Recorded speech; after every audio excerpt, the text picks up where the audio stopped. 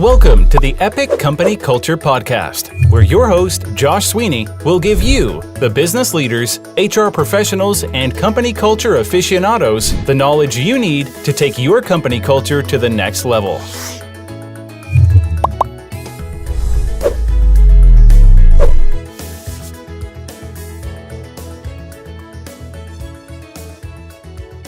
Hello, my name is Josh Sweeney, and welcome to the Epic Company Culture Podcast. Before I get started, I would like to thank Prototype Prime, the technology co-working space in Peachtree Corners, who has provided this amazing podcast room for us. If you haven't checked them out, I highly recommend you getting on location and taking a look at their amazing co-working space. For today, I am going to talk a little bit about easing into company culture. What does that really mean? How do I ease into company culture? This is for the people that are listening who say, Josh, I got an HR team, but I don't have a culture team. I like what you're saying about company culture, and I'd love to get started, but I'm just not sure how. I'm going to share a little bit about what other people are doing to get started with company culture. One of the first things that I hear is that a company hires or adds a new hat to an existing employee to be the head of culture. They start off with a title, head of culture, chief fun officer, and many other titles that come out, but they get super creative and very non-HR-ish around the titles of those company cultures. So first of all, they're going to identify somebody that likes coordinating events, enjoys getting people together. And they're going to start with that head of company culture as a part-time resource. Now, before I get down into that part-time resource, I do want to take a step back and say, this does not and maybe should not be something that you take on yourself. Meaning that just because you're the head of the organization, the founder, the manager, managing partner, HR person, whatever it might be, it doesn't necessarily mean that this is a good fit for you. For me specifically, I enjoy having fun. I love to have a great culture. I love team events. But I found that I did a pretty poor job being the person on the hook to schedule these, to think of them, to lock them in, to make the phone calls and everything else that needs to happen. So you really need to find somebody who enjoys taking this kind of action. And you probably already have somebody in your organization that would be super excited to take this on. So find that right person. When you find them, you're going to have to give them a title around this. Well, even if it's a partial title or a part-time title, and then you want them to start from a part-time perspective. So what I normally see is 20% of your time or 25% of your time is now all about company culture.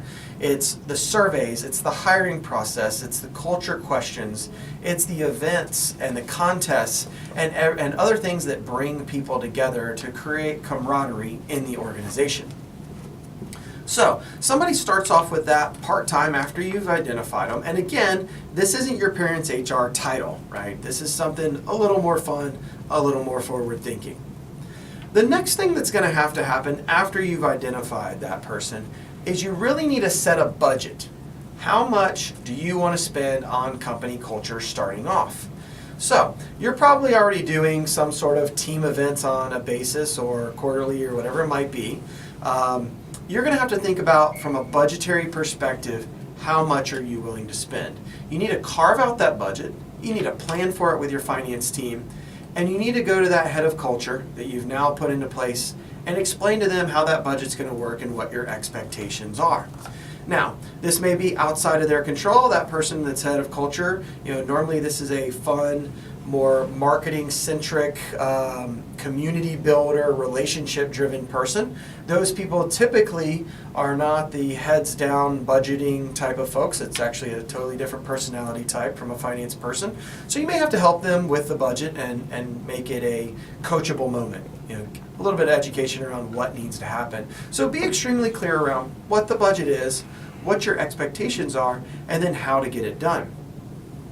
After that, if you're easing into company culture, and the last thing is going to be to sit down with them and think of what types of events and what types of company culture sessions or contests or surveys that you would like to do.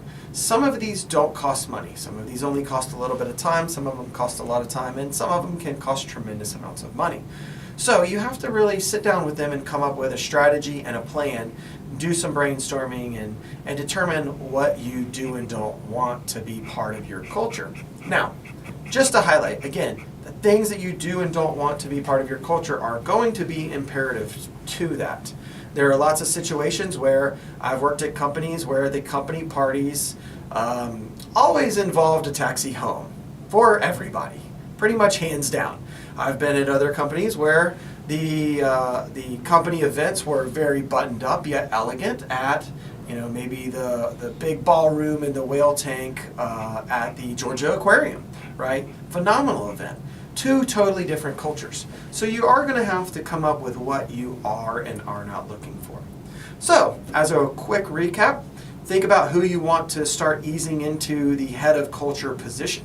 Think a little bit about the budget that you need to set aside to make that happen and the impact of that budget, as well as the things that you would like to happen and the things that you would like to ensure don't happen as part of company events or as part of anything that they coordinate. Thank you for tuning in to today's episode of the Epic Company Culture Podcast with Josh Sweeney. If you enjoyed this content, please subscribe on iTunes, SoundCloud, or Stitcher. For additional content and transcripts, visit epicculture.co. If you have questions or topics you would like us to address or expand on, tweet us at epicculture1 or email at podcast@epicculture.co.